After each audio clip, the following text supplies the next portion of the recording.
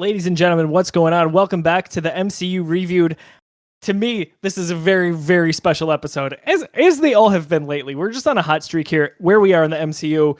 Thanks so much for tuning in. Before we talk about today's movie, I just want to say, on behalf of the Geekiverse, thank you very much. If you tuned into last week, we had Spider-Man Homecoming. We had a great episode. You've made it our most listened to ever episode on podcast services. So thank you for downloading, for streaming, for sharing the link. We appreciate you getting involved with it. It means a lot to us. And hopefully this week we can even find a way to increase those numbers on top of it. So today, as I said, very special. We've got Thor Ragnarok. Oh boy, this one is near and dear to my heart, as it is for so many Marvel movie fans. But for now, I'm Josiah Leroy. With me today, the usual suspects, John Fick. John, we're ready to talk some Ragnarok.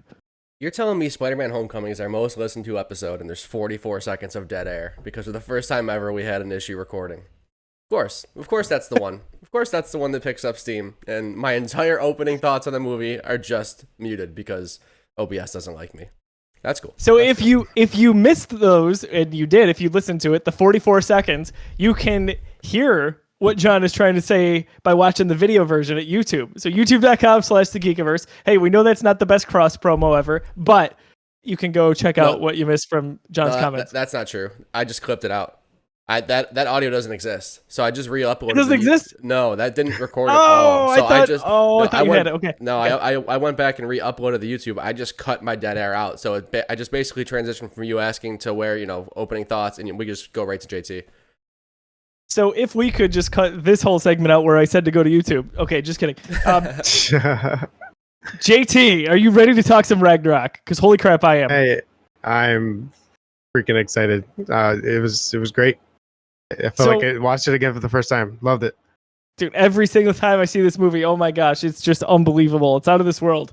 It did so much for this character, for this franchise, and then took the MCU to an even greater level. Just two movies ahead of Infinity War. We don't have Del Reed. I said last week that I really assumed Del was going to be on the show. Del has a really good reason for not being here. He's in Disney, so it's okay. It's okay. That's a forgivable offense. Del, we miss you, buddy. No, not at all. But the show here, the MCU Reviewed on YouTube and wherever you download podcasts, is presented by Fantastic. Fantastic is a division of 26 Shirts. Go to 26shirts.com. Check out all the merchandise that they have there. You'll find new shirts available just about weekly. Proceeds from every sale go to a charity in need, an individual in need, or family in need. Either way, you're helping out someone that truly needs the help. It's a community-minded company that has raised over $1.1 million for these families and individuals over the years, and we're proud to be partnered up with them. So thank you, Del and crew, for all that you do. Again, that's 26shirts.com.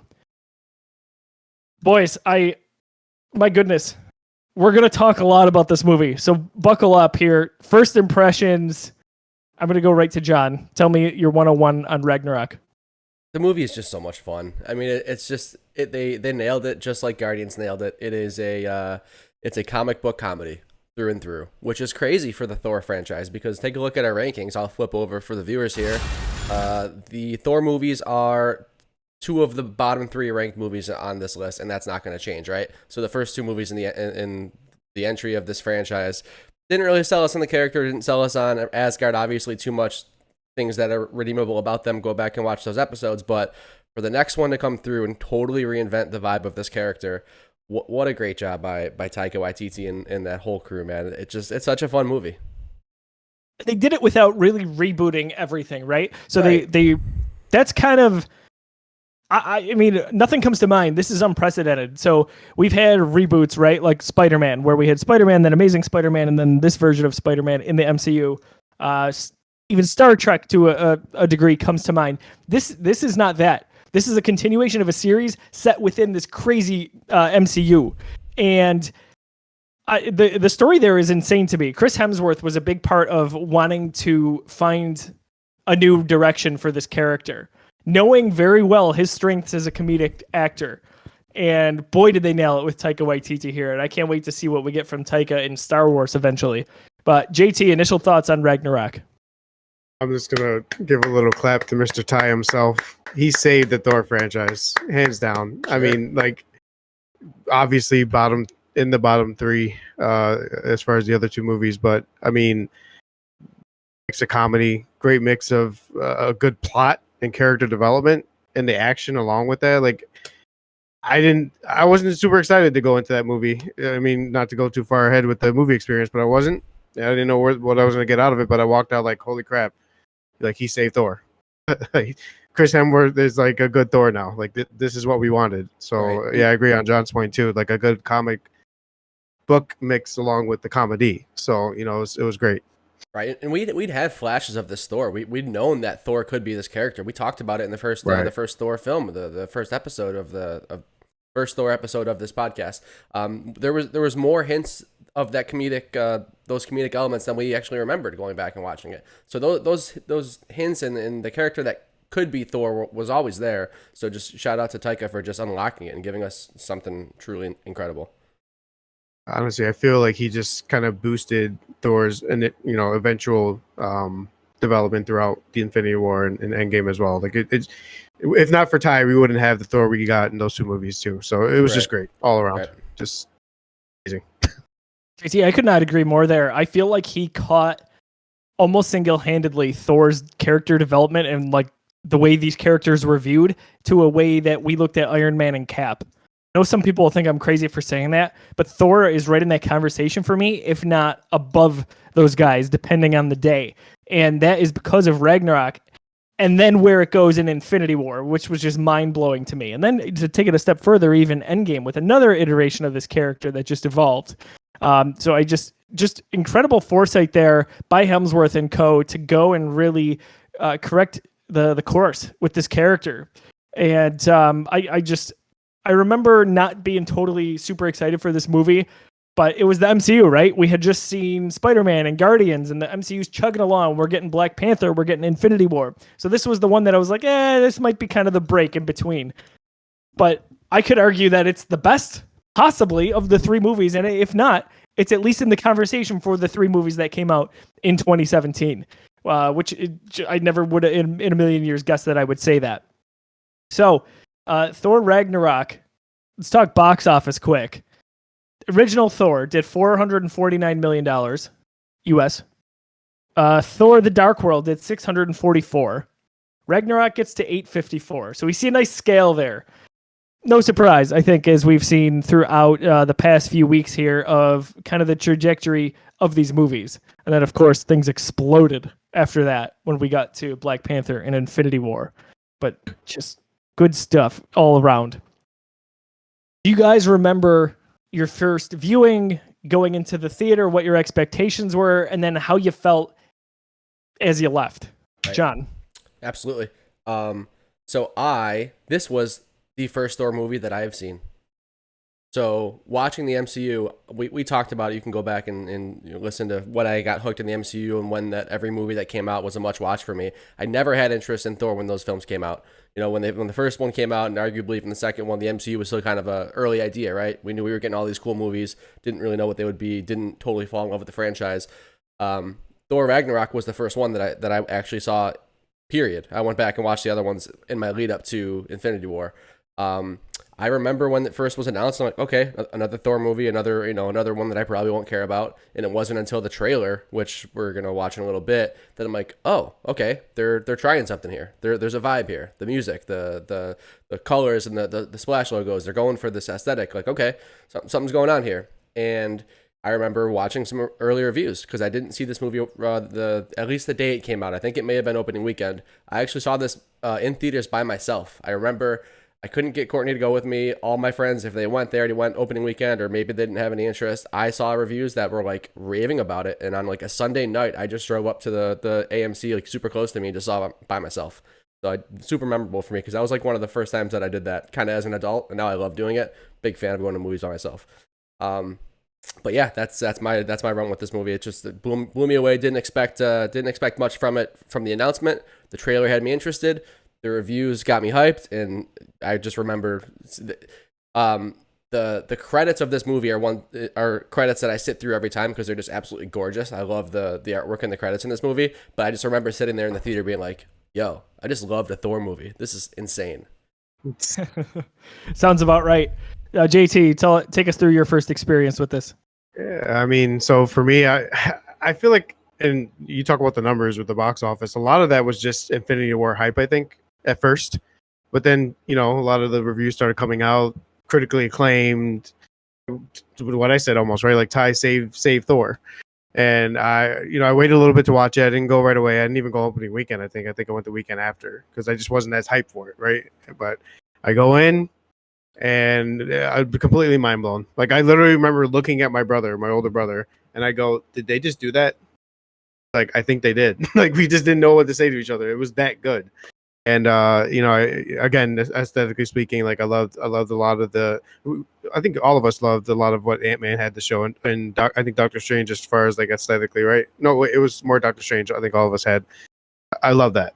I think Thor Ragnarok really hit it on the nail on the head with that. And then just as far as Hemsworth, like I think I remember seeing interviews in the past that he felt Ty was going to really fix and right the ship when it came to Thor, and he knew that a lot of people did not see Dark World as well received, and they all worked together to make it happen. I was so shocked and pleasantly shocked, obviously, and we're happy leaving it. So right, I would say going back to my hype and like my expectations for the film too, knowing that Hulk was in it helped a lot too.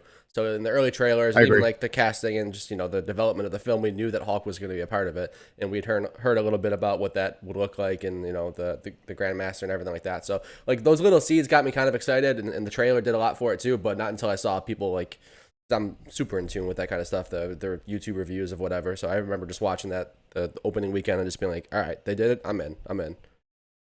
So I remember watching this trailer, and actually the Geekiverse did a video on it. We did a kind of frame by frame sort of thing, and we had only done that for a handful of movies, but we really got it hyped for this, despite having that prerequisite with the first two movies. So that being said, seeing that there was a possible change in how we were going to look at Thor and how this movie was headed, I still had tempered expectations going into the theater. And I saw it opening weekend, opening night with kind of my crew, and going in, I was like, hey, this is fun. We're getting this movie. It's like I said, it's the break between what we just saw with some crazy movies with Guardians and Spider-Man as we get into 2018. Last Jedi was coming out in a month, so this was like my stepping stone. But I was blown away. Absolutely blown away. Probably more than it's the most I'd say that my expectations were ever different from how I felt leaving a theater for an MCU movie. A lot of times I feel like I'm kind of in tune with what I'm gonna get, regardless if I know what's going on or not in the film. This one, not even close. I was laughing my ass off the entire time. My whole row couldn't believe that we were having this much fun at this movie. And it even says it right on the cover of the Blu-ray release. It says it's the most fun you'll ever have at a Marvel movie. And I think that is 100% accurate. It's just, man, I have so many notes on this. I'm going to go like rapid fire towards the end of this. I am a huge fan, as we've talked throughout the MCU here, of comedy. And these, not even just the in-your-face comedy, but the subtle odds that you get from actors and actresses. There's a lot of that's going on here. These guys are really, really intelligent when it comes to how to work that in. But we left this movie, and I instantly was like, I need to see this again. And when it came out on Blu-ray, we'll get to this later. I can't tell you how many times I watched this. And I've watched all the extras. I watched the commentary. I watched over and over again. It's funny story about that too. I loaned this movie out to a few coworkers because the hype again was off the charts after it came out. And it's the first and maybe only MCU movie where Lauren said, hey, where is our copy of Thor? I said, well, my friend Rich has it. She goes, yeah, we need it back. We have to watch it tomorrow night. That's never happened before with my wife. Like she's always been like, yeah, like I gotta twist her arm to watch movies. This, not at all. She was like, we need to watch Ragnarok again. So that's kind of when you know you made it, I guess. Do you guys want to, I have one more thought here, but cue up the trailer if we don't have it already. With the comedy in this movie, I think it could have potentially been done wrong. I think you can have comedy in movies that lessens the intensity and really lessens the severity and the impact. But it's so authentic here that I think it beautifully blends with the action and really the important messages that we do see in the movie. And I don't think it takes away from anything. But there are a lot of people out there who do not like the comedy in this movie for better or worse. They say it's cheap. It's too marvelized, is a term I've heard. And then I've to take it a step further, I threw on the Geekiverse Facebook after Black Panther came out, before Infinity War, true or false, Thor Ragnarok is a top 3 MCU movie, which we'll find out later in the show, by the way, as we rank these movies. But I got a lot of either people like me who are like, oh my gosh, I love this movie, or no, I don't like the direction it went in because it's not supposed to be a comedy. What do you guys say to that? To me, it feels like you're sucking the fun out of it. Like, just let us have fun with this movie. But it's a quality movie, and it really does more for Thor's hero and character development than anything else we've seen in his journey so far. So what do you say to that when people are saying there's too much fun? So I feel they felt they needed to go a different way with it because of how ill-received the first two were, right? And to kind of speak to, for me, no, I didn't think it was excessive or ill-timed. I think, one, the directing was great in the sense they knew when, and the writing, they knew when and where to place those lines, right? And the acting. I mean, everybody knew. Ty did great with Korg. Obviously, Chris did good with Thor. Loki, Tom Hiddleston does great with everything. He can just walk in a room and he's great automatically. Hulk, I mean, hilarious. like, Hulk was great. I mean, like, but still that serious Hulk at the same time. Like, where he was kind of joking, there was still the Hulk that we know there with a little bit of angriness, situational right? Like, comedy, right? It wasn't, it wasn't all punchlines. Just It was the situational. timing was everything. Like, if the timing was off, I think, Joe, what a lot of people are saying, and what I guess review wise, they'd be right. But the timing, in my opinion, was perfect. And almost every scene and every time the comedic line came up, I didn't feel anything was like, that was kind of corny. It was perfect. Like, the timing itself was perfect. It's 100%. Mark Ruffalo's best performance in the MCU. Like, this made me like Hulk even more than previous iterations. Yeah, this is my favorite Hulk. There's no doubt about that. So to speak to that, for me at least, this movie isn't a superhero movie with comedic elements. This is a comedy. Like, they are unabashed about the fact that this is a comedy. Every other scene is meant for comedic purposes. Like, this is straight up a comedy. So I understand that complaint sometimes. I certainly don't agree with it. But, you know, some of the Avengers movies or some of the more serious Marvel movies, some of the origin stories, like, I've heard that complaint that, they've got some Marvel humor in there and it doesn't hit, stuff like that. This movie is very clearly designed to be a comedy, and it succeeds at that. So, like, if you don't like funny movies, I get, all right, cool. You didn't want to see Thor in a comedy, but, like, it landed. I know comedy is subjective, but if you thought it didn't land, I don't know, man. Maybe watch it again. That's what I think. I think if you don't like comedies, that's fine. But if you like comedies and or superhero movies, I find it hard pressed to find that you would have any issues with this film. But hey, that's just me. We'll get into that a little bit more later in the show. Also, I should tease, we are going to reveal, last week on the show, I used my first snap. So throughout the MCU Reviewed, we each of the three of us get 3 snaps, 2 movies that are touching. If we don't like how those movies are organized, we use a snap, we take a poll to Twitter, we let the Geekiverse community vote, and we try to change the order. So for me, Spider-Man got up to the 2nd spot last week. I had Guardians Volume 2 in the 3rd. I tried to flip those. We'll see as we get to the end of the show if I was successful or not. Do you boys want to jump into the trailer for Ragnarok here? Yeah, let's do it. All right. You guys got it ready? Go for it. Ooh, all right.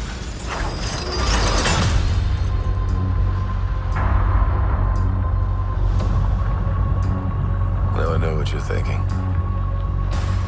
How did this happen? Well, it's a long story.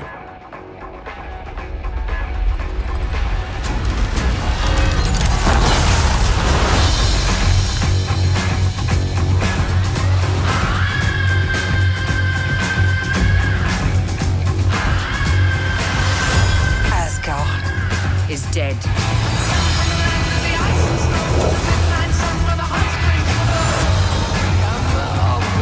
Hi there.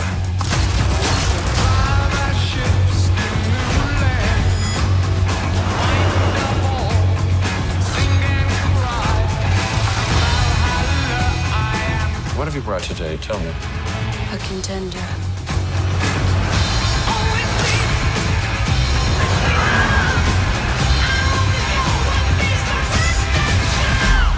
It's main event time.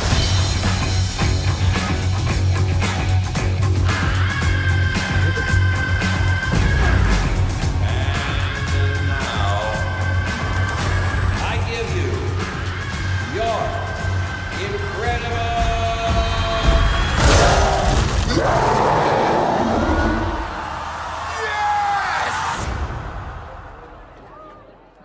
We know each other. He's a friend from work. Oh, come on.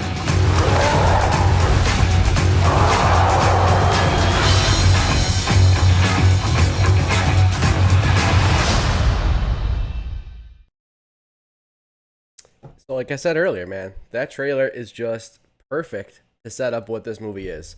You've got the first opening splash of the Thor Ragnarok logo. You've got these neon colors, so it's already a hugely different vibe from the first two Thor movies, which were very serious. Lots of browns and reds, like a Gears of War game or something like that. Like very different tone. You've got Led Zeppelin's Immigrant Song, just like kicking things off and getting you hyped up. You've got your Jeff Goldblum popping out of nowhere. Like I know that we knew that from casting, but to see him in costume and character was awesome. And then you got your little Hulk scene, and you get your comedic timing, man. Like it was perfect, and that was the first step to get me like on board with this movie.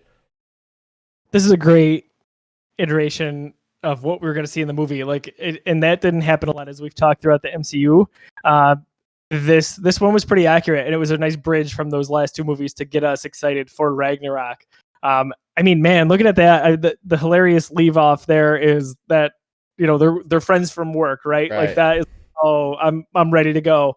And then honestly, I think, Blanchett as Hela had me really intrigued. I wanted to know more about this character and see where they were going with this direction. And I mean, we'll talk about her performance, but she absolutely killed it. But the colors, the logo, every little bit of animation in there, absolutely beautiful. This nailed it. JT, what do you think?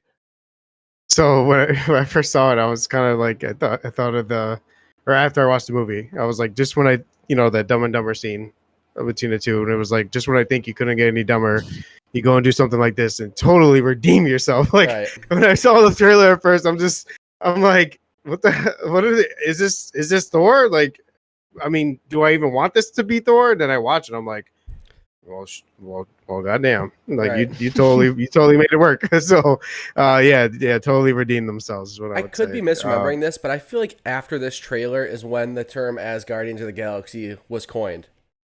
I think I remember people throwing that around there because it was very similar vibes to Guardians movies. Like obviously, I know we get like people start talking about that more at the end of Endgame and stuff like that, but. I think people were like throwing that term as Guardians of the Galaxy around when this trailer and like the lead up to this movie came out. Could be wrong, but I think first, if not then, absolutely when Ragnarok came out because of the comedy, for sure. That was a thing well before they made it an actual joke in Endgame. Right. For sure. How many times do you guys think you've seen this movie? I've got a crazy number in my head. Yeah. But I think it's accurate.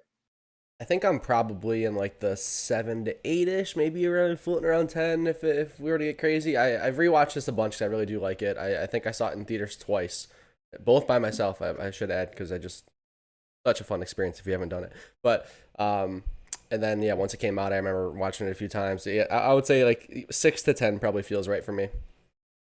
JT? Easily crossed the double digits. I mean, 12, 13, 14. 20, who knows? Double digits. I'm definitely double digits for sure. This has got to be close to 20 for me. In the seriously, I only saw it once in theaters, but when it came out on home video, man, we watched it so much. So many people borrowed this movie, and then I just like in between letting other people borrow it, I was watching it, and like I said, Lauren wanted to see it a few times, and this was a great fall asleep movie for me as well, despite all the action and hilarious shenanigans. A lot of times throughout the MCU here, especially since we've gotten back together here on the Geekiverse, I've been watching these movies late at night. And admittedly, not because of the movies, but because of me, sometimes I struggle to stay up. So I'm tired. It's been a long day. It's extra late. This one, I plan to like maybe go to bed halfway through and then continue today. I had to keep going. And then I not only stayed up and watched the whole thing, but I started watching extras on it. So nice. Like that just, this movie, man. Okay, so there's no shortage of really good selections here. I'm not going to go first.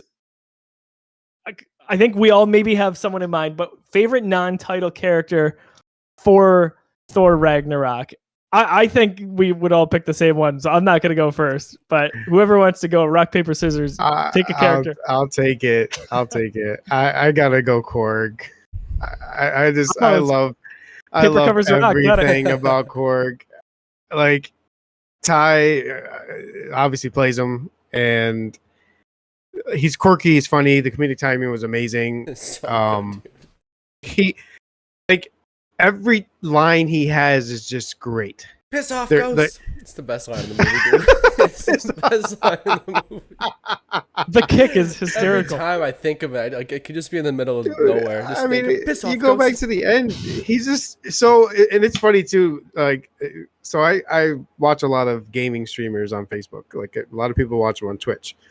One streamer I watch is Nova, and he is from New Zealand, where Ty is from, and that's where that accent comes from. And Nova sounds just like Korg. So this streamer, when I go in a stream one day, I'm like, why am I hearing Korg? I must have just clicked it by accident through the gaming, catalog or whatever. And I commented on it. I was like, dude, you sound just like Korg. And he's like, yeah, Ty used to live like a mile away from my hometown. I'm like, Oh oh, my gosh. awesome.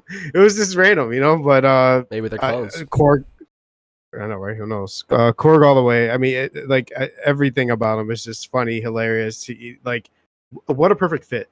I would have never thought a random character like that would be such a good integral part to the movie. I feel like you guys are going to have your own as well, but almost every non-titular character, they had some serious development throughout the movie. It was just, I don't know where to pick. I go Korg because he's funny, but like everything was so good. Everyone was so good. Did you guys ever watch Flight of the Conchords? Nope. Well, there's a character on that show named Murray Hewitt, and before knowing that Taika was involved with this, that's who I thought it was in theaters, and so did my sister who watched it. So you'll have to check it out. Gosh, the actor's name escapes me, but same thing, from New Zealand. They sound very similar, and oh my gosh, it was just, it's so well done by Taika. Did you guys ever watch the intro, the director's intro? They started doing this maybe around Guardians of the Galaxy Volume 2, where on Disney Plus you can watch it, but on the home release, there's like a 2-minute intro from the. Out again? Oh no. He did. That's a brutal night, man. His favorite one too. He's probably so pissed. I know. Second. I did it. I stood. I don't think I stood Apple Watch, but all right. All right, I'm back. You're back? All right. I didn't stop recording. I'm back. All right, cool. You froze right when you started talking about the extra features. So have you guys ever watched the intros to these movies where the director gives like a 2-minute spiel? Nope. You need to watch it. They're all great, but Taika in particular is hysterical. He basically talks about like, this movie is part this and part that, and it's just like 6 movies that have nothing to do at all with the genre, that are nothing like it. And then he talks about disappointing his parents. He's like, I'm sorry, Mom and Dad, I got Thor Ragnarok. I know you wanted me to be like J.J. Abrams who got Star Wars. Well, I didn't, okay? It's so funny. It's so good. Take the time out to watch it. And he's like, well, what is the movie about? It's about Thor and Ragnarok. It's just his timing, wrong. man. He's hysterical. He's not wrong. John, let's go to you next for a favorite non-title character. Ooh. Yeah, I would go with Hulk and Banner, man. I thought that was such a good compliment to this movie, and it was almost a necessary evil in a film where we're fighting for Thor's character, right? Do we care about Thor in a standalone film? Because we really haven't since at all, right? We've enjoyed his characters in the Avengers team ups and stuff like that, but can Thor hold his own, with a proper movie? We had hoped that he would, regardless with Taika and with the new tone and stuff like that, but I think Hulk does a really good job just balancing it out. The relationship between Hulk himself and Thor is so much fun in that first couple of scenes when they're fighting, and the reveal, like, he's a friend from work, like such an iconic line. And when they go back in like the chambers and they're having those like their angry conversations, and Hulk starts laughing at him for walking through the barrier. It's like it's so good. I think that Ruffalo does such a good job as Hulk, and I think this movie is really what kind of defined Hulk. Like, so we had a Hulk movie, not really related to Ruffalo's Hulk at all. Obviously, it's the origin story, and there's plenty there, but Ruffalo really obviously has to invent this Hulk, and I think this is the movie where he really does that. I think he invented Banner in Avengers, and we got to understand that character, but Hulk really was just Smash in Avengers, right? Like, Hulk really was just a wrecking ball. This is the film where we really, even in Ultron, I think you got a lot of that too. Got a little bit of the, Nat being able to bring him down and stuff like that, but there wasn't much Hulk development. You didn't really figure out, like, all right, what's going through Banner's mind when he is Hulk? Is there anything going through Banner's mind when he is Hulk, or are they two separate people? And so we get a lot of clarity in that situation in this movie. I almost think it's fair to say that Hulk's character has more development than Thor's, right? Like, we learned so much about how Hulk and Banner, coexist in the same body in this movie, and obviously it sets up a very interesting path for what's going to happen for Banner and Hulk in the future, but I thought the way they used Hulk and Banner as a comedic character just worked so perfectly in this movie, and they had a great overused term, buddy cop, but it was a great buddy cop movie. As a result, go ahead, JT. I just wanted to double down on that real quick with John. The raging fire scene when Hulk is talking about his fire is so big, and Hemsworth. I don't know for sure. I guess Improv laugh had to be. That was an improv laugh, dude. When he laughed, I died. I was like, dude, I forgot about it. But he's just like, what? Like, it was perfect. And he didn't respond. He didn't keep arguing. He was like, I'm not going to keep arguing. He just laughed. He just laughed and shook his head like, yeah. I think he probably like looked at Ty in the background. I was like, really? Right. Like, it was just perfect. Oh my God. You can tell when there's a good chance that was improv, and that felt like it. Yeah, absolutely. Another moment I felt that was not necessarily scripted was when it's a little bit later in the movie, and Thor and Valkyrie and Banner are kind of discussing their plan, and Loki's sitting off in the corner, and Thor's talking about the snake.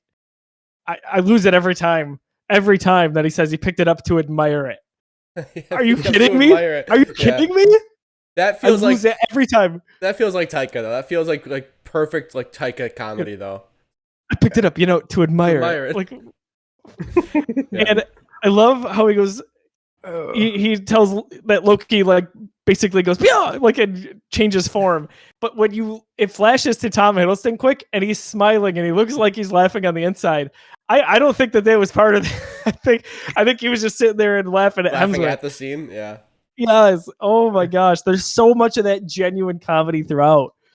You guys picked amazing characters, like just spot on. I totally agree with both of you.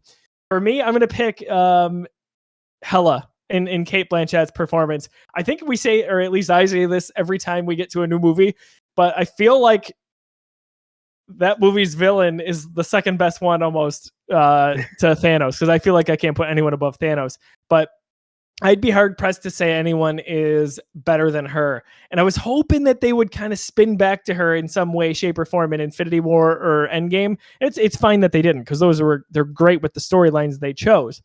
But I loved her character. I loved the family dynamic, right? I love Star Wars, so I love every time that heroes and villains are related, it seems like. But this was done really well, because John talked about insight into understanding Hulk's character and dynamic with Banner a little bit, or how we talked about such development for Thor in this movie.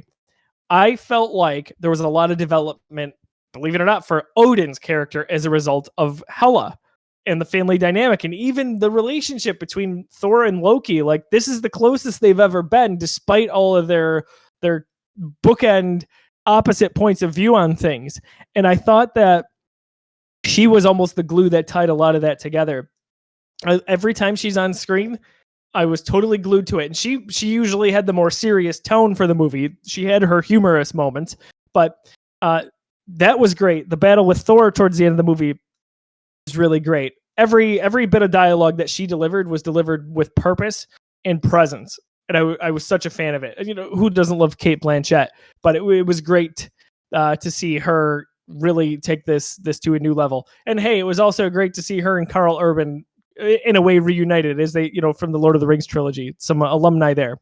So I got to go with Hela. I think she was amazing. I love that choice, and she so I think that was Ty's intent, right? Like she was definitely the yin to the yang when it came to the comedy, and the more serious part of it. We could talk about this for hours. Like this movie's so good, I just can't. I don't love Hela, but like I barely don't love Hela. I think it's a really good villain. I don't think it's great. I don't know. Every time I watch this movie, first time watching it, rewatching it every time since then, I'm just like, I don't want to go back to Asgard. No. Let's stay with the fun stuff. No, I don't want to go back there. Heimdall, you're cool. I get what's going on here. It makes a lot of sense. That's where they have to have the final fight. But I don't want to be here. I want to go back to give me the pink and the green. That was better. So Hela, it doesn't land for me completely. I think she does a great job in her performance. I just think it's a little bit. I guess I don't even know what really I dislike about it, because I don't think I dislike anything about it. It's just not what brings me to this movie. When I rewatch Thor Ragnarok, that's not what I want to see. It's a perfectly fitting villain and a perfectly great, final battle, and a good reason to pull, obviously, Loki and Thor to where they end up, and where they, to obviously the final battle. And like you said, it gives Odin a great character arc. But to me, I was more interested with the backstory, and now that we have a little bit more backstory for Asgard, and how they got their riches and stuff like that. I didn't necessarily care that Hela was involved in that. I just wanted to know a little bit more about Asgard. It's just, I guess this is just very much like a to each their own type thing, where she didn't do it that much for me. I just wasn't that interested in her character, and I never really wanted to be back on Asgard with her. I always wanted to be back with our main characters and having fun over there. But that's me. She's very much the tour guide when it comes to narrating the history of Asgard. And I did love all of that. And it was like, oh gosh, Odin's not this great benevolent king, right? And oh man, Thor and Loki are messed up. Well, their dad was an interesting character. As much as he seemed like a great guy later in life, we know that history now. And it's really interesting to think of that history to me of Asgard.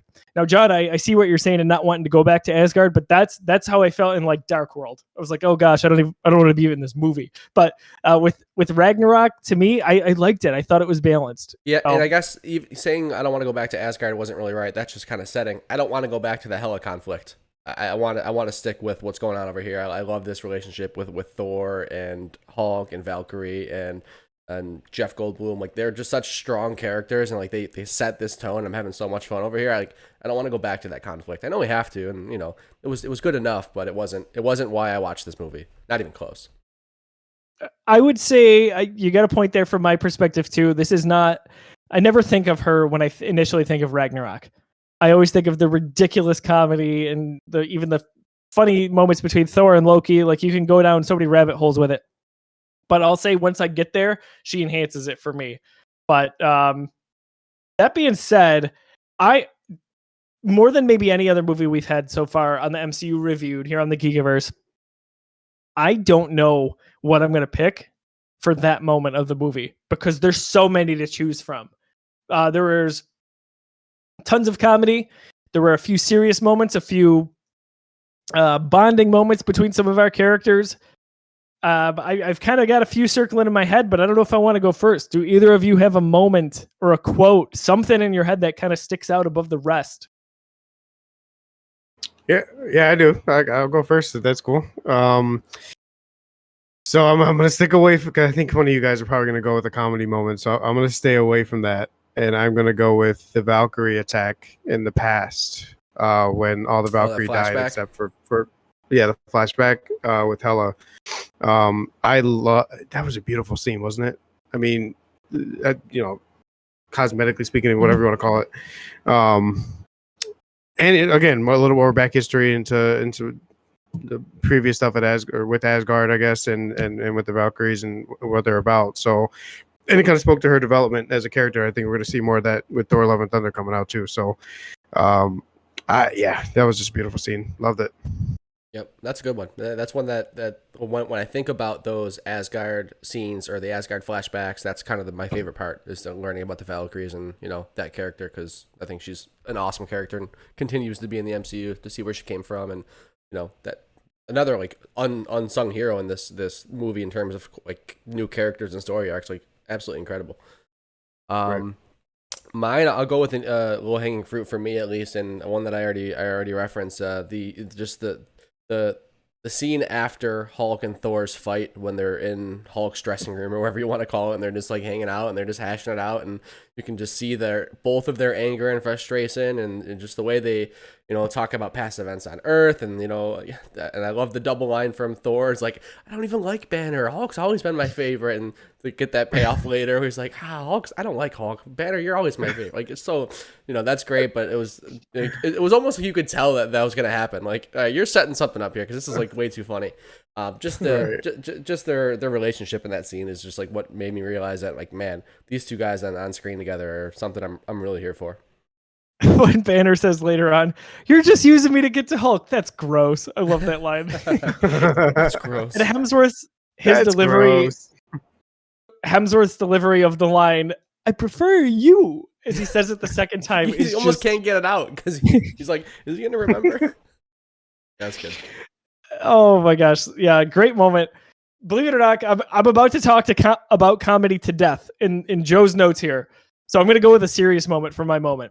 It's the Odin death scene. I love the moment there. The movie gets somber and quiet for a bit. The strings in the background really encapsulate the beautiful visual surroundings that we've got on that cliff. And it's a precious moment between Odin, Thor, and Loki as he's kind of telling him, my time's coming to an end. Buckle up because you have a sister and she's about to cause some crap.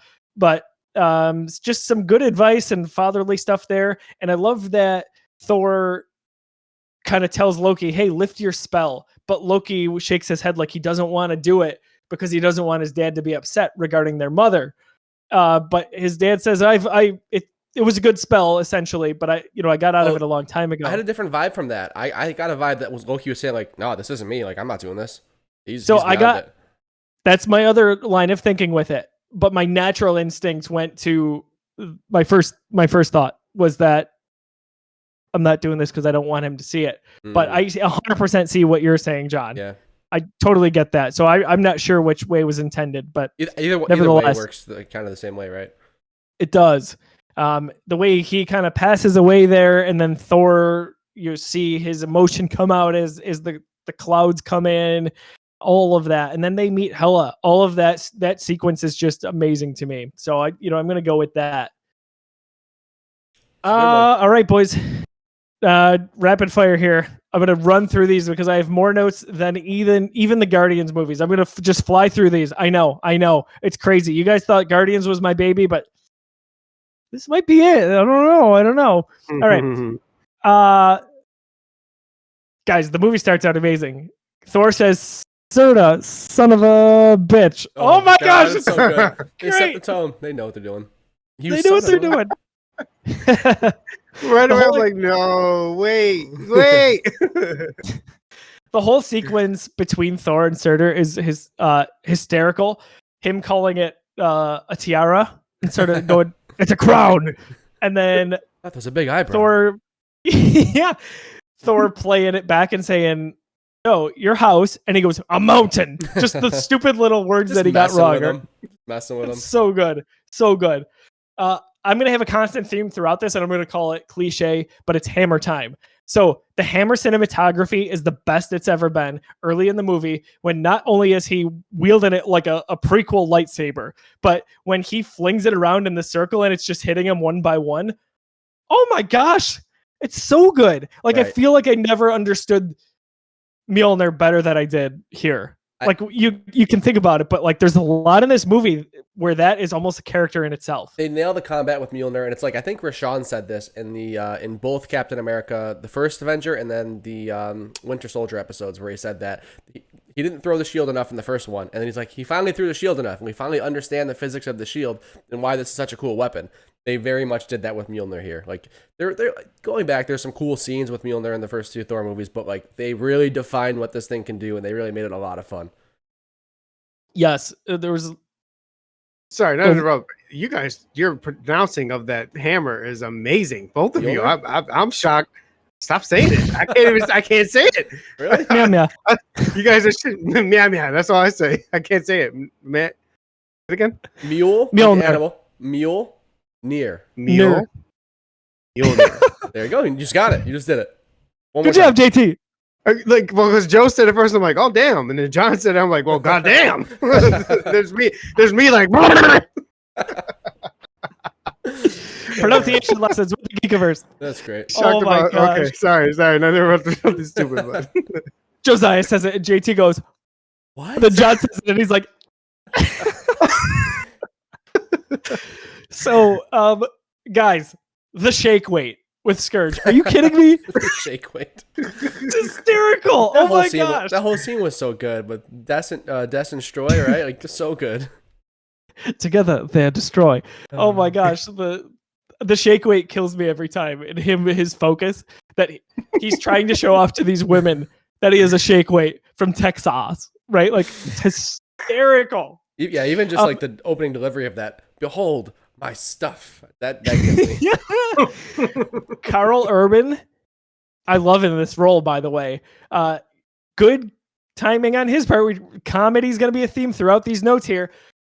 When Thor arrives and flies down the road, and he just like trudges along slow speed because he can't fly, right? So he's got to get there because he's got to announce Thor, and that kills me. Oh my gosh. The whole reenactment of Loki's death scene in Dark World with Matt Damon, by the way, Damon, and another Hemsworth is priceless. I couldn't believe it when I saw it. I was like, is that Hemsworth? I was losing my mind. My favorite part about this scene, there's many, many parts, is when he dies and the choir starts singing. That's the exact score that plays in Dark World. Oh my god. It's the song and they're just voicing it. Of Are you course it is. kidding me? It's Yeah, it's awesome. ridiculous. It's so funny. When they hit those high pitches, man. Anthony Hopkins doesn't get enough credit for this scene, by the way, because he's basically playing two characters. He's playing Odin as Loki. Yes, he's playing Loki playing Odin, which is always so much fun. I love when movies try to do that. When he says "oh shit," because you've never heard Anthony Hopkins say anything close to that in any movie, I would think Right. You're like, oh my gosh, did he just swear? Certainly haven't seen Odin say that. Certainly, yes. Maybe fair point. We haven't seen Odin say that. Hammer time again. When the whole sequence again is great when Thor is calling him out, but when he threatens Loki and starts placing it on his chest, and Loki's like starting to panic, I feel that. Oh yeah, the weight. Yes. That just to go back to Hammer time, the when I felt the weight is when that opening scene is when he put it in that monster's jaw and just dropped it. Dude, that was sick. I'm like, that's an underused mechanic from Thor, man. You can just place that on things and you're good to go. Just toss it on Thanos' left foot and you're easy money. Dude's stuck. That's very, very true. Good luck. So when they arrive in New York, and Loki says, "I'm not a witch," and Thor says, "Then why'd you dress like one?" Oh my gosh. Perfect. Black on Perfect black humor talks, between yeah. him and yeah. Thor say the selfie with Thor with the girls is great because it's such a good selfie picture of Hemsworth, but him saying that it was a mutual dumping is one of my favorite lines throughout. It was mutual dumping. Stop it. Really good. Possibly my absolute favorite line, if I had to rank these, it's the scene between him and Doctor Strange. And he says very sarcastically, yet not confidently, "You could have sent an electronic letter. It's called an email." Strange says, "Do you have a computer?" And he says, "No, what for?" I spit my drink out of the theater. I couldn't believe he just said that. It's so... The MCU does a nice job with Thor and Captain America, especially Cap early on, with being out of place with things. Just not understanding societal norms. So Thor would really have not a great recollection of what an email is or why he needs a computer to send one at the least. And Cap, like in Avengers, says, "I understood that reference," right? Like they're they're fighting to find their place. I love the awkward moments there. Again, hammer time. Love the hammer as an umbrella. As Thor's got it disguised as an umbrella. It's hysterical as it's destroying all of Doctor Strange's things as it's on its way back. Sorry. Sorry. The Loki and Thor brotherly moments throughout. We already talked about it a little with Loki shaking his head, however we interpret that. Him also saying, I'm honored to Thor when Thor says that he was frustrated that he mourned his death. I think Loki was being genuine there when he says, I'm honored. There's and that's a nice thing. I'm sure he probably came across as sarcasm, but there's a hint of reality there. I think there is. And then, of course, later in the movie, jumping ahead, we get Help, which released as kind of like a clip on social media before the movie came out. And no matter how many times I see it coming, it's hysterical when Loki actually hits all the bodies every time. Like he tosses a dummy. It's so funny. It's basically right instantly on it. Once his body hits, like every time, it's so good. It's like something out of Three Stooges. It's incredible. Hammer time again. We talk about how powerful the hammer is and how you have to be worthy to wield it. Hela destroying it speaks volumes to how powerful this character is. One of those moments that I wish wasn't in a trailer, because it definitely was. But I understand we had a lot to sell on Thor, and a lot to sell on Thor Ragnarok, and obviously Hela's character. So I wish that was something we didn't get in a trailer, but Yeah, I hear ya. What I wanted to ask you guys a question on this one. So the Warriors 3. I've had people get into discussion with me, especially on social media, of course, who really have a problem with the way their death was handled. So when Hela gets to Asgard and basically takes him out right away, to me, I couldn't care less. They, as prominent as they may have been in the first two Thor movies, is not the point of this movie that we're getting away from what didn't work with those movies, so it's almost symbolic. I don't know. How much do we really care about these characters anyway? You can talk about comic history. That's different. This is its own thing. The MCU is its own timeline here. Did you guys care about that at all? Like, I had no ounce of caring at all. No, as somebody was his first Thor movie, that obviously didn't affect me at all. But going back and watching the other first two and realizing that they were pre-established characters, I'm like, oh, I saw them die. That was cool. But no, I couldn't care less. I saw that happening as a literal middle finger from Ty to Dark World. He was like, haha, we're done. Bye. See you later. I mean, literally, he just. Right. I didn't mind it. The same people complaining about that are the same ones that didn't want a comedic Thor movie, who just want like this comic book accurate Thor movie, right? Like 100%. 100% the same people giving crap about that were like, this shouldn't be a comedy. Yeah. Yep. There's a lot of Thor comics out there, I assume. You can read those. They're out there, man. Yeah, that's fine. Have fun with it. I'm just going to love me some Ragnarok over and over and over again. Hela gives this great speech on who she is and why she's there. And the immediate reaction is, whoever you are, whatever you've done. It's great. She's like appalled that someone could just ask that after giving that speech. The movie also does a really good job of establishing all of our main characters as really powerful. Thor tosses people like they're a football and he's Josh Allen. Valkyrie throws a guy really far, so she's super strong. Hela takes a sword right through her back and it doesn't really affect her. Right. Crushes that one guy's skull in the close-up in the camera and takes down those aircraft on Asgard. Like, does a really good job of making them feel powerful with weight as opposed to being shallow, I think, in most cases. Not to mention while she's taking down the entire Asgardian army, right? Like, those are just up there. I'll pick those off, too. Yeah, I see what you're saying here. Like, a very good job of setting the rules where, guys, this isn't Earth. We're talking about gods here. Like, there's a lot going on. It's not just hand-to-hand combat where Captain America's a little stronger and a little faster. Like, no, these are literal gods. Like, Thor is one of many, right? That's the point here, is that he's kind of the guy we know, but yeah, a lot of other people that we see on screen can do the same thing, which is a little scary if they've got bad intentions, which they do. I'm going to say it probably 100 more times throughout the rest of the show here. Every moment feels like my new favorite moment. I don't know if that's recency bias or what, but I don't care. Maybe they're just all my favorite.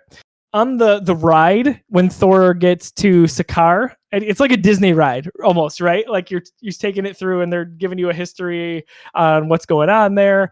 And at the end of it, Thor's scream is priceless.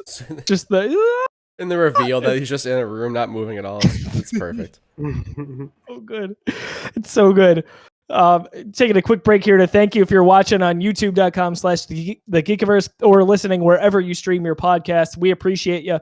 As always, the MCU Reviewed is presented by Fantastic, a division of 26 Shirts, 26shirts.com to check them out and get involved in what they're doing for the community.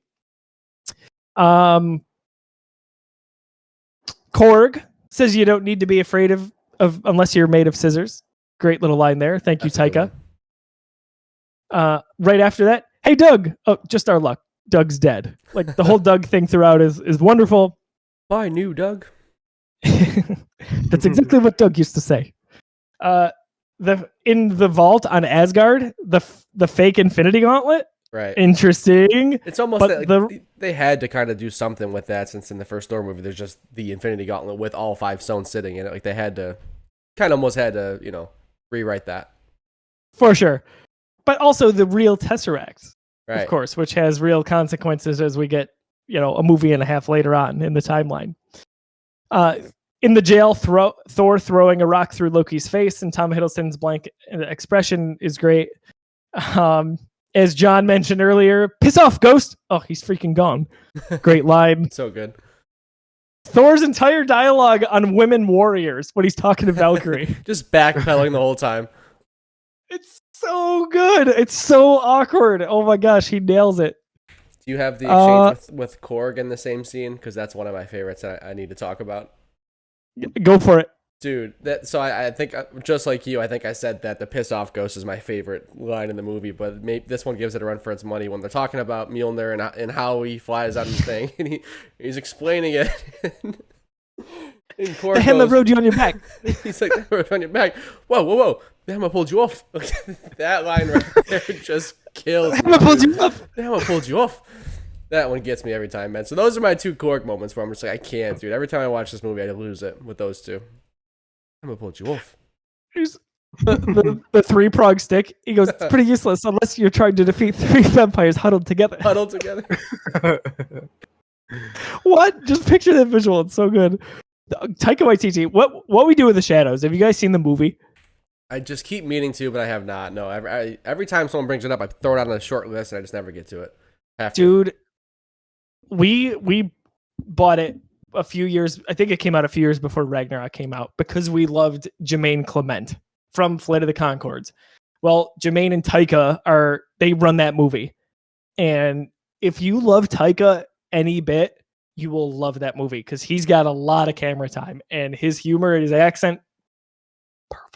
Perfect. We already talked about, he's a friend from work. That's pretty great.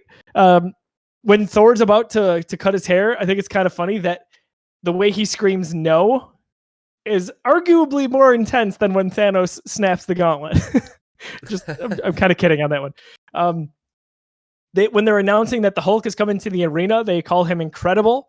Nice little tie-in, of course. I love when like big universes like this that have like a pretty grounded approach to their characters finally like give the title to those characters. Like we saw it with Scarlet Witch and stuff like that. Like he's got his proper title. That's awesome. I could not agree more. Thor getting the Loki treatment from the Hulk as he's flipping him around the arena and Loki just being totally into it. I mean, in my theater, I wouldn't say it was a packed house like you'd see for like an Avengers movie, but it was pretty full. And during that scene, everybody, before we got to Loki, knew instantly. It's so recognizable the way he was flinging Thor around. When Loki shows up and is freaking out, everybody was like clapping. Just, man, these are these moments I missed from the theater. I can't wait to get back to them here. Next week, buddy. Man, we're almost there. Holy crap. That's insane. I like seeing Heimdall in action. I know we're talking about not really caring about Asgard, but that's another reason, that's another relatively prominent character that I felt like it was good for us to see that because it also makes his scene early on in Infinity War that much more meaningful to me because we've seen that he can kick ass kind of thing. Yeah, I would have, just for me, someone who only watched Thor Ragnarok before seeing Infinity War, I'm pretty sure. No, I don't think I rewatched the first two until Endgame was coming out. So that mattered a lot for me going into Infinity War, especially that opening scene. Like I would have had no basis for Heimdall, so I'm glad they gave him some development in this. Yeah, I think that's a good point. You guys referenced this as well, the sequence with Thor and Banner going back and forth, or Thor and Hulk, I should say. Thor says, "We call you the stupid Avenger." And of course, Hulk responds with, "You're tiny Avenger." Top 5 moment in comedy, in subtle yet not so subtle comedy. Hemsworth finding a way to awkwardly lean on the post as Valkyrie walks in. I feel like we've all been there. So good. Just Hemsworth, next level stuff there. Thor throwing the ball against the wall only to get hit. It's one of my favorite, mostly serious quotes of the movie when he says, "I run towards my problems because that's what heroes do," even though he kind of takes himself out there. On the ship, it's hysterical. On the Quinjet, that strongest Avenger is Hulk's. And that's Iron Man. It's Tony Stark having a presence in this movie without even being here. Right. And then Thor being referred to as Point Break. If you aren't familiar, Google Point Break, and it will blow your mind. It's hysterical. I never understood that when he first called Thor Point Break early on in Avengers. But if you Google it, it's insane. Natasha's video. So this is a powerful moment, not a funny moment. Very emotional. Really catches us up and shows us how much she means to Banner and the Hulk, and really how much he beat himself up over it. Like, that's intense. Right. Seeing that video there. Banner and Stark's clothing is, again, another RDJ thing, but my gosh, is it great. And he says, "Tony wears his pants so tight." And he says, for a disguise, "No, we got a good thing going on here. Tony and the Gypsy." Just great. I love the electronic music throughout this movie. I love the score. Like, again, that's another way that kind of takes this apart from the other Thor movies. But whether it's Goldblum's character playing on the keys there, or just the constant techno music throughout, I feel like that really blended well with the graphics in this movie. That was part of the vibe and the aesthetics. And like, yes, we had like Led Zeppelin, which got us pumped up and kind of set the tone for the overall, I guess, like theme of this movie. But yeah, that electronic score and this was like one of the few movies I can say in the MCU is like this specific movie, not just Thor himself, like has its own theme. Like like the Thor Ragnarok theme is so good, and it's used like in a lot of different ways. Really, really well done. Yeah, I couldn't agree more. Music's so powerful in these movies, and they used it to its advantage here. Almost done with these guys. Almost there. When Thor says the name of the team is the Revengers, like, are you kidding me? What were the Revengers? Thor throwing the bottle at Loki to see if he's really there, and then it actually hitting him kills me every time. When Banner is there, and clearly he's got some issues with Loki because of all the psychological stuff they went through in the Avengers movie. He asks Loki if he's on their side or if he's going to kill somebody. And Loki darkly says, "It varies from moment to moment." Banner's face there. Oh my gosh. Oh, that look was amazing. Mark Ruffalo kills it with that. Just the... and then Tom Hiddleston delivers a line right after that. "I'm asking for safe passage through the anus." So good. They just casually worked that in there. That was perfect. Oh my gosh, I love it. We already talked about Thor admiring the snakes. I love that it's a little ironic that Thor betrays Loki for once, as Loki's always trying to betray Thor when he sticks the zapper on his neck to electrocute him. When Loki meets Korg, Loki says, "You do seem like you're in desperate need of leadership." Korg goes, "Why, thank you." God bless that character. Banner not transforming into the Hulk during the dive totally catches the whole theater off guard. We're like, "Oh my gosh, is he dead?" It's so funny. Love this line. "A wise king never seeks out war, but must always be ready for it." Let's see. Thor and Odin's exchange about not needing the hammer to kind of really harness his power, even though that's what its purpose was originally, which really evolves Thor's character into Infinity War with one of my favorite moments in the entire MCU when Thor arrives to Wakanda. I think a lot of it stems from that. Loki walking by and getting tempted by the Tesseract in the vault. Of course, we know now that he took it. More than tempted, yeah. Yes. I love that the question was there until we got to Infinity War. We all thought it was destroyed. Yeah, no. He's not going to walk past that thing. No That's chance. his baby, right? We got a whole series dedicated on it on Disney Plus now. This is I wanted to madness. mention- oh, Go ahead, JT. real quick. So as far as the vault, and you mentioned earlier, as far as the gauntlet, and I think I saw this. Somebody saw it on Reddit or something like that. But isn't it interesting that Thanos really went for it once Odin was kind of out of the picture? Like once Loki came out of the picture, it seemed like he really started pushing for the stones, like hardcore, obviously with Infinity War. Sure. I just had this deep feeling and agree with the post more so than anything that Thanos feared Odin. As soon as he was out of the picture, he's like, "All right, it's time to go," and he did his thing. So Makes sense. I could see that. Time to execute the plan, so to speak. Right. Thor says, "This is madness," which is a little bit of a callback to the Avengers when he says it above the tower as Loki sees the Chitauri invasion on New York City. Korg saying all of the foundations are gone is just one last beautiful Korg moment as he's talking there with Meek, who he thinks is dead. And then the last note I have is, holy crap, that mid-credit scene. I knew it was intense when I was watching the movie for the first time, but after seeing Infinity War, it's Dude. really intense. Right. Oh, it's like, it's almost like, wow, all of this was for nothing. Like 50% of nothing, but like, damn, Right. it's about to go down. Dude, like, was there any question to you guys that was Thanos' ship? Oh, no. Yeah, no, not at all. I knew right away. Oh yeah. Okay, same here. I was in discussions where they're like, that's Thanos, right? Like, maybe I'm like, has to be. We're 2 movies course. away from, well, one really now, from Infinity War. Like, this has to happen. Thanos has not been present. He's been behind the scenes. They've got to do something. They've got to show something, and that was it.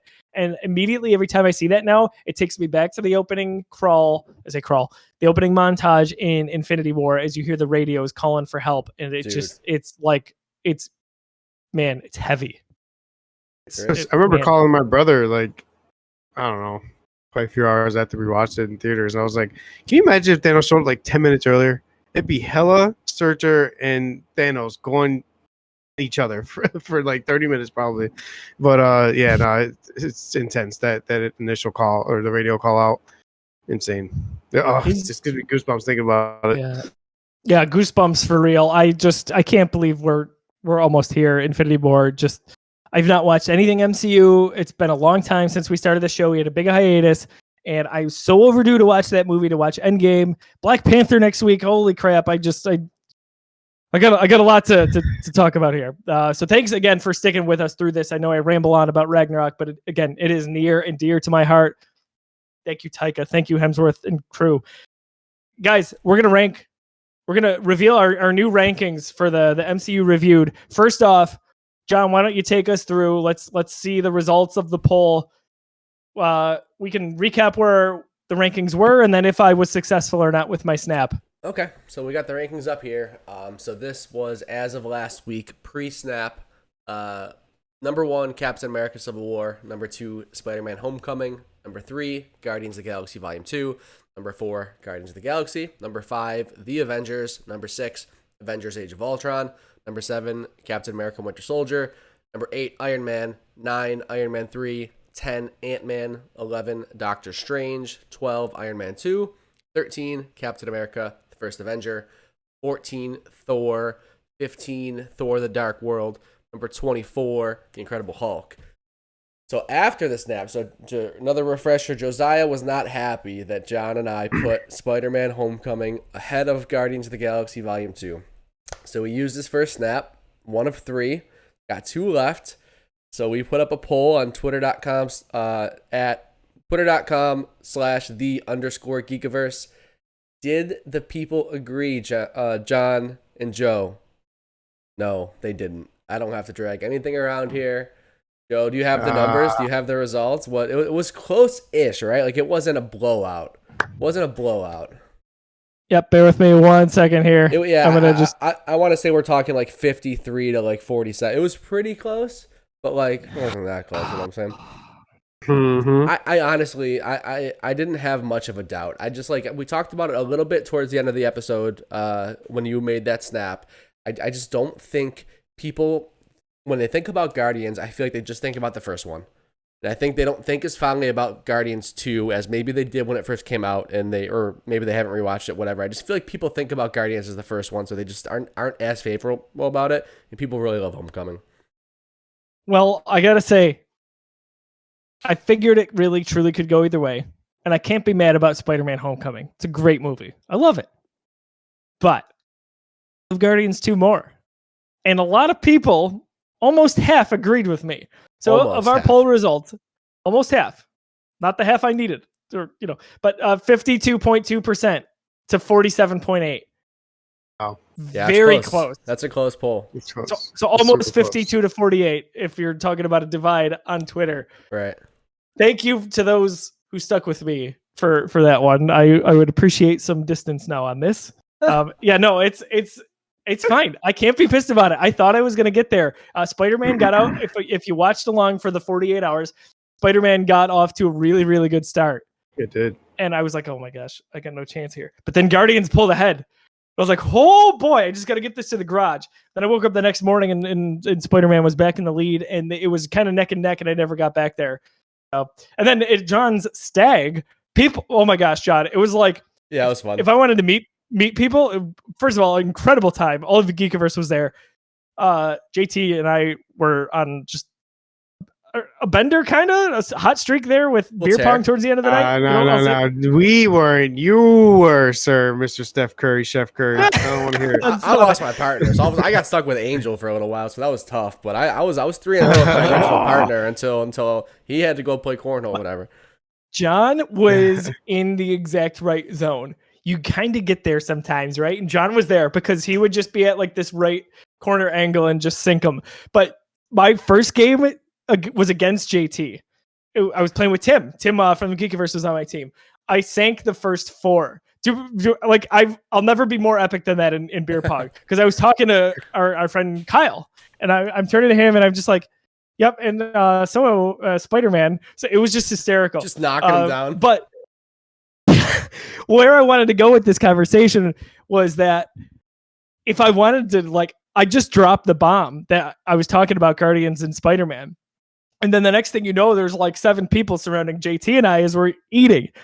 Mm-hmm. And we're just got into this deep dive discussion. Some people are playing cornhole out front, but man, we were talking Spider-Man and Guardians. It was a good group of guys. Happy to meet a lot. I had to go play cornhole, and I go, hold this conversation. I'll be right back. We didn't get to have you guys probably did. I didn't get. We legit stopped, JT. I think most of us got up and went out front to watch the game. Nice. Hey, it's all good. It's all good. Spider-Man, thanks a lot. People have spoken. The people have spoken. You hate to see it. All right. Let's get to ranking Ragnarok. I'm in a tough spot personally with this right now, to be honest. Like I have never struggled with my ranking more than this week in terms of just where I think I'm going to end up. Buckle up, baby. I'm buckling up. This might be the first time. No, I'm not going to go there.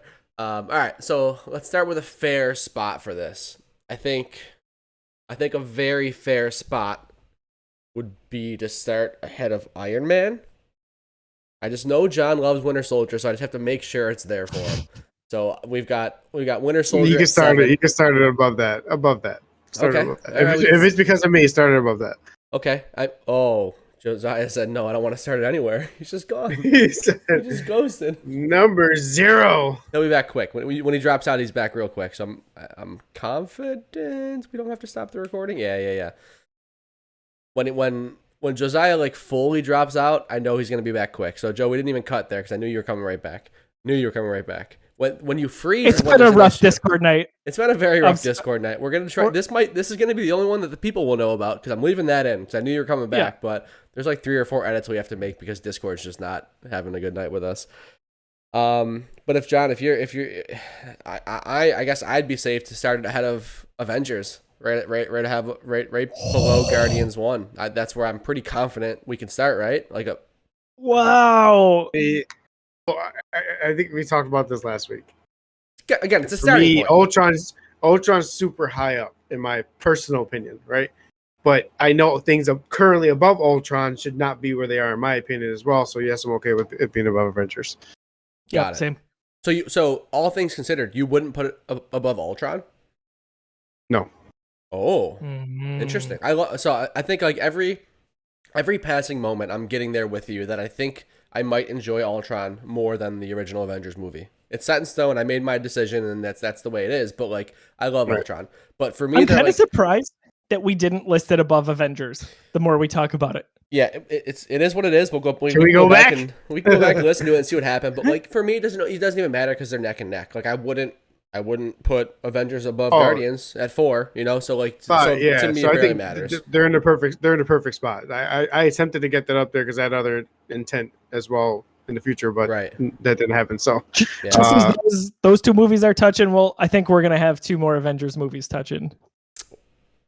Just saying. That's a prediction right there. Because Just saying. I don't leave it know. out there. Just leave it We out can there. talk about that later. We'll get there when we But get there. I'm not We'll get there in a few way months. too confident, We'll get sir. there when we get there.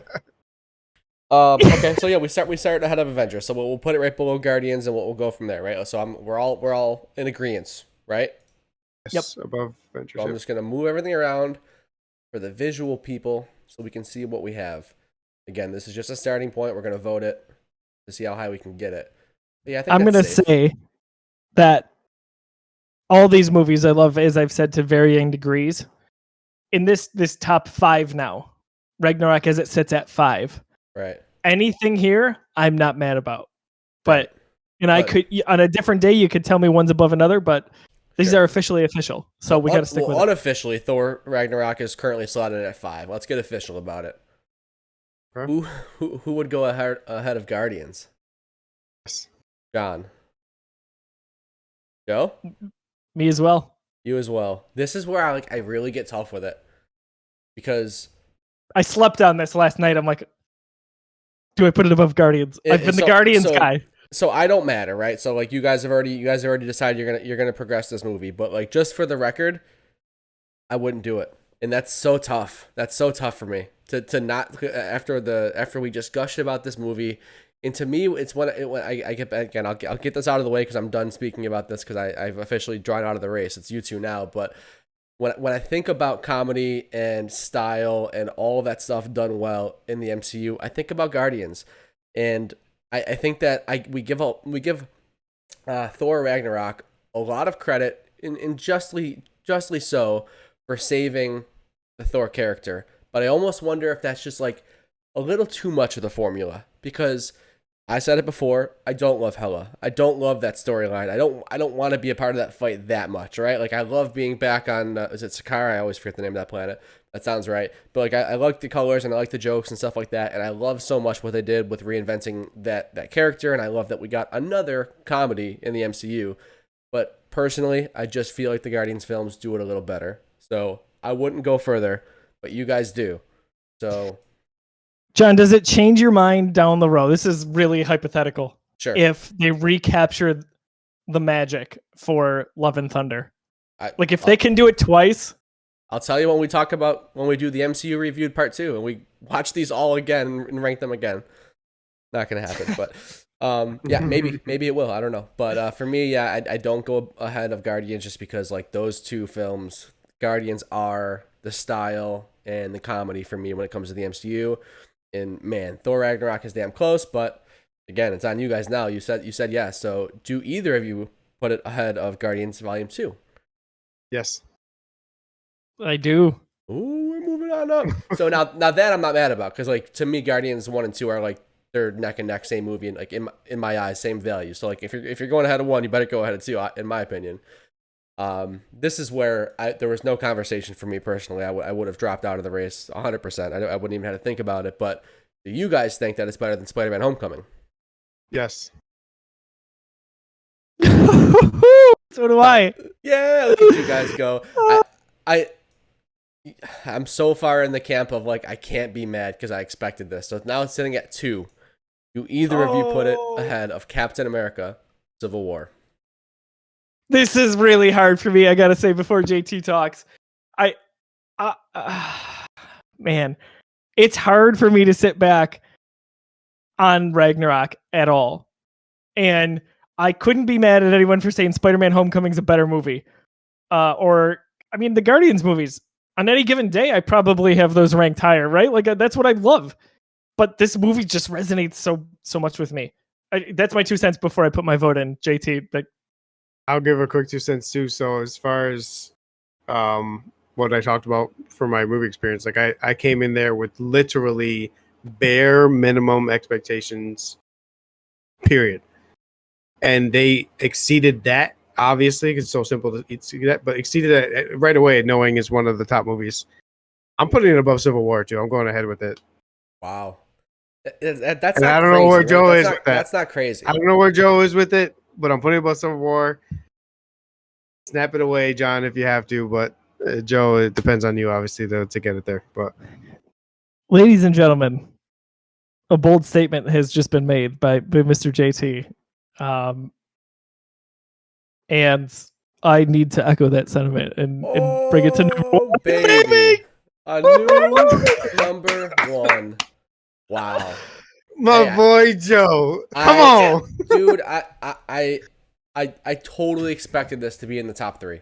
I expected that, and like I'm not surprised at all. It's such a good movie, man. Like my critiques with it aren't even really critiques. It's just that like I have a little bit different of a preference, right? Like we are at the point where there's so many good movies, and like there's gonna be some ones to get mad over for me, maybe, but this is not one of them.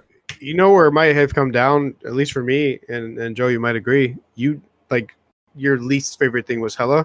I actually liked her. That may have been the exact difference to put it to the number one for maybe for you too, because that's the only thing that could be kind of debatable, right? And we talked about people's preference as far as the comedy and things like that. That's different. We all love that, right? It's just the one thing that we kind of disagreed on was maybe the Hella part. I loved it. I love the history of Ragnarok shown, Odin shown, all through Hela. I thought she played an important role, and it pushed it to number one for me. Not specifically thinking back, obviously, to my rewatch or that, but obviously this discussion for sure. I put it number one.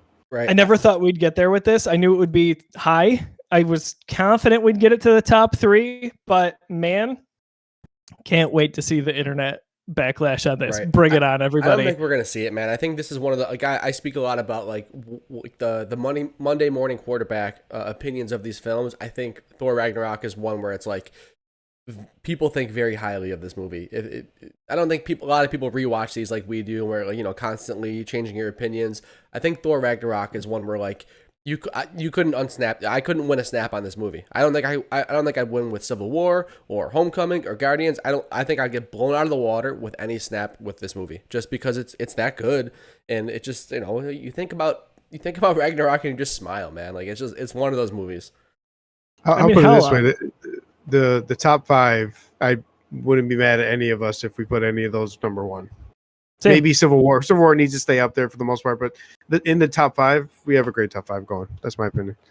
I mean, it's so amazing to see that we have Ragnarok number 1 and in 2 of the bottom 3 spots, the other 2 Thor movies. That's how good this movie is. It's crazy. It's not that necessarily there were low expectations, but it's that any expectations were drastically blown out of the water for this movie. Right. That plays a part for sure. And it should. And it's not, it's not cheap. It's not like, those are fair points. It's such an amazing standalone movie, despite having nice ramifications for this character in the preceding Avengers movies. When we do the snap, we have a Twitter poll, right? All we ask is, what's the better movie, right? So yeah, that's it. That's where I'm at with this. To me, I'm like, I would rather Ragnarok. That's like my island movie. Watch this constantly on repeat. If I could watch one movie pretty much for the rest of my life, I would say, maybe notwithstanding like a Force Awakens, but man, it's there. And guys, we did it. We did it. Super excited. That's always my balance. Go, John. Oh, go ahead. Just speaking of a snap, I want to snap. Oh my Winter God, Soldier. he's wasting them all. You reminded me. I want Winter Soldier above Ultron. He's just tossing. I'm gonna go. I'm gonna go for it. I'm gonna go for it. Oh, I my think I think this win there. I think I'm gonna win there. And you know what? You want? I feel like Winter every episode Soldier. you guys always I want Winter Soldier above Ultron. It's gonna be a landslide. You're gonna absolutely, yeah. You're gonna. We might as well move it, but we're gonna. I Yeah, just- we'll certainly have the poll, but that's gonna be a landslide. I think I want to do it because not to predict another snap, but just either way, I want it above Ultron. I'm thinking strategically here for a reason, and you guys raved about or Winter Soldier right away. I think my first episode with you guys. I got to move it up. I just know where it's going. It's going to keep falling, and I can't have it go too far. So I got to do it. I'm snapping. So- It's smart. I mean, we know, Joe. You and I know we're in the minority in not thinking at this point. I guess like Winter Soldier's not a top 5 for us. It's not a top tier. It's a great movie. It's a very good movie. But and I recognize, and I've said this like 5 episodes we've talked about this. I recognize why people love it. That stuff doesn't hit for me. So it's, I mean, right now it's 7, and we have. well, right now it's 8, right? Currently, yes. After I'm sorry. Ragnarok. Yep. After Ragnarok, yep. it's 8. So I cannot live with myself if Winter Soldier does not stay in the top 10. So I'm snapping it. That's I think is brilliant because Infinity War, Endgame. Let's be real; those are going to be in the top 10. I'm doing it nice and early. I gotta keep it top 10.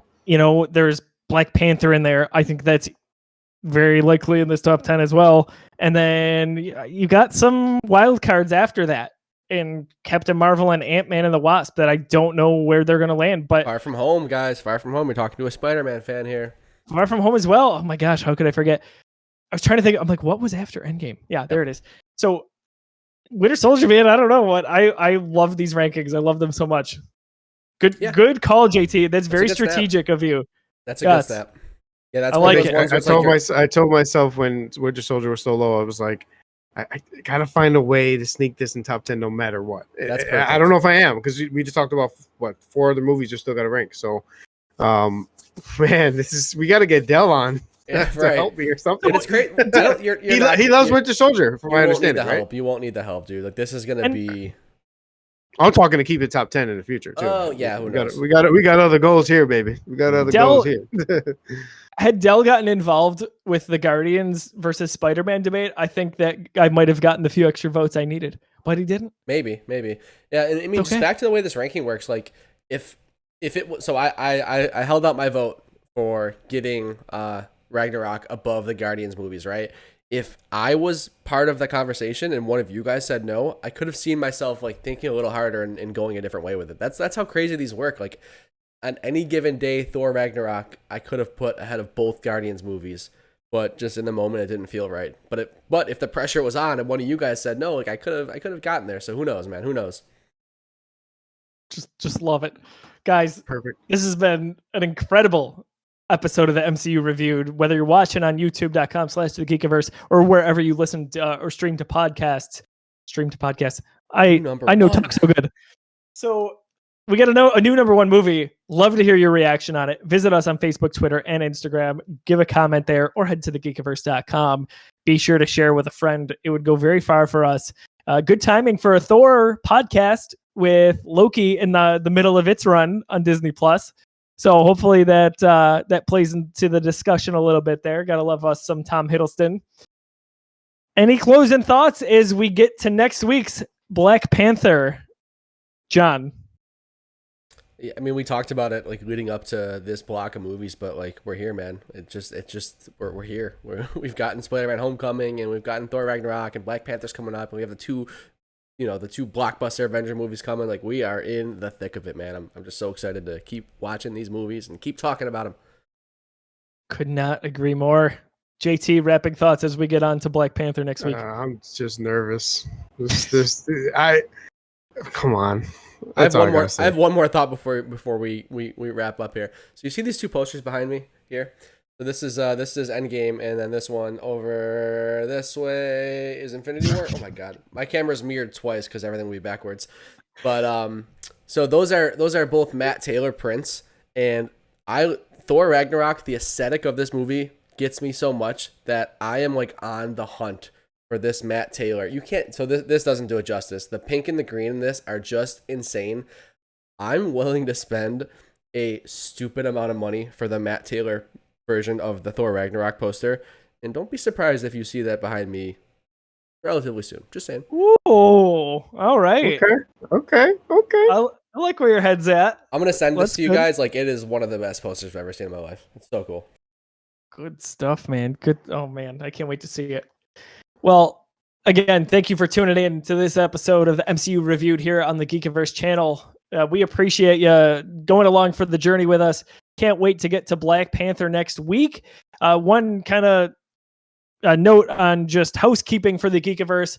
We've got some big stuff coming up in our lives here that's pretty awesome. Nothing bigger than Baba Yaga. He's getting married in just a few weeks' time. So congrats to him, of course. But we are going to record Black Panther next week. And the plan is probably the week after that to get in one more episode just prior to the wedding, which would be the return to the big screen here. We've got Black Widow. So we are going to go out of chronological order to get that one in while it's fresh and hot. Hope you'll come back for that one. As soon as we record that one, we're taking just a little bit of a hiatus, just a few weeks time, and we're going to hit you back in August. Probably, right, I would imagine with a Loki recap, as we've done for the other 2 Disney Plus series. Right. And then it is all on, hands on deck as we get into Infinity War. So we'd appreciate you going along for that journey. Give us a little bit of time there. We appreciate you. And thank you again for all of the listens that you gave us last week on the Spider-Man Homecoming episode. For John and JT, thank you to Fantastic and Del Reed for sponsoring the episode. I'm Josiah. We will catch you all very soon. Have a wonderful day.